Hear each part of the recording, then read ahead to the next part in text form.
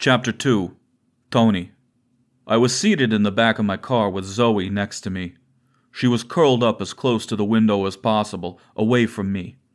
I couldn't see her face, but she hadn't stopped shaking since her brother pulled her out of his car. I didn't blame her for being scared of me. Of course she would think I was a monster. Anger flared up at me, at her brother betraying her like that.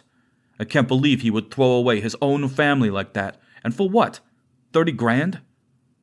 After her brother drove off, my bodyguards got in the front seat and started the car. "You're very brave, Zoe," I said. She didn't look at me. "What will you do with me?" she whispered. I don't know. I wasn't sure. Despite what her idiot brother thought, I didn't make it a habit to kidnap terrified women and force them to work in my clubs. I wasn't a good man, but I wasn't a monster either. After I killed her brother, I would most likely have let her go. She would be too terrified to tell anyone about me, and she had done nothing wrong. But she proved herself to be loyal to her family, even though he was horrible to her. It made her intriguing, at the very least. Not to mention, she was clearly in a bad situation. Her jeans and tank top were ragged, she was too thin, and she had bruises on her skin. I didn't know what her story was, but I wanted to learn it. Queensville was boring, so Zoe would at least provide some entertainment for me. And no one would hurt her as long as she was in my care. I would make sure of that. Once we left the parking garage, Zoe looked around at what passed for a downtown shopping area in Queensville. "Where are we?" she said. "A small town in the middle of nowhere," I said. "It's called Queensville. Have you heard of it?" "Jack lives here," she said. "I've never been to Queensville. I live in the city." "Were you close with your brother?" "What do you think?" I cracked a smile. "And you were still willing to save him?" She shrugged. "We never got along, but he's the only family I have left." She hugged herself and seemed to curl up. "Are you cold? I could turn on the heat." "Why are you being so nice to me?" "Would you prefer it if I was a brute?" "No, Never mind. I'm sorry." "Zoe, look at me." She slowly turned her head. Her eyes were wide with terror, and she was biting her lip.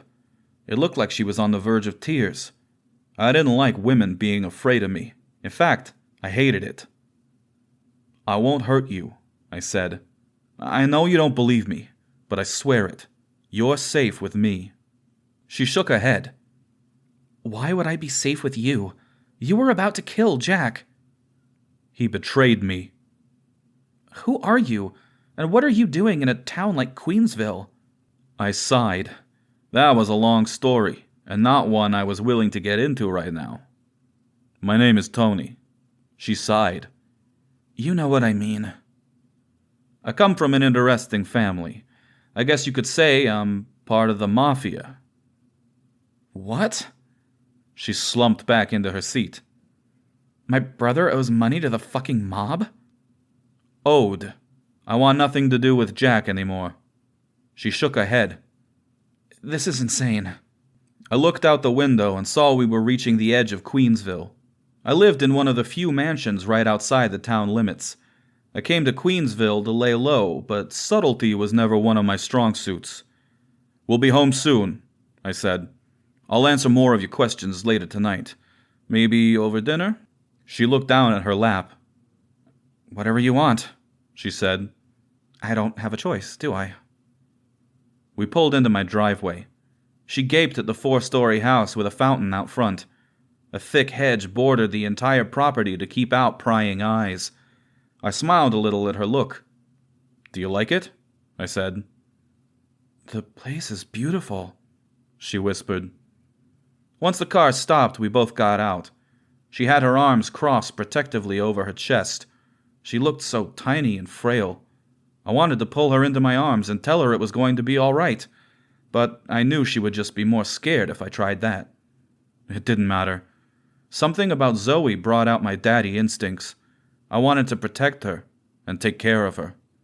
I wouldn't force her to be my little, but it would be entertaining to take care of her nonetheless.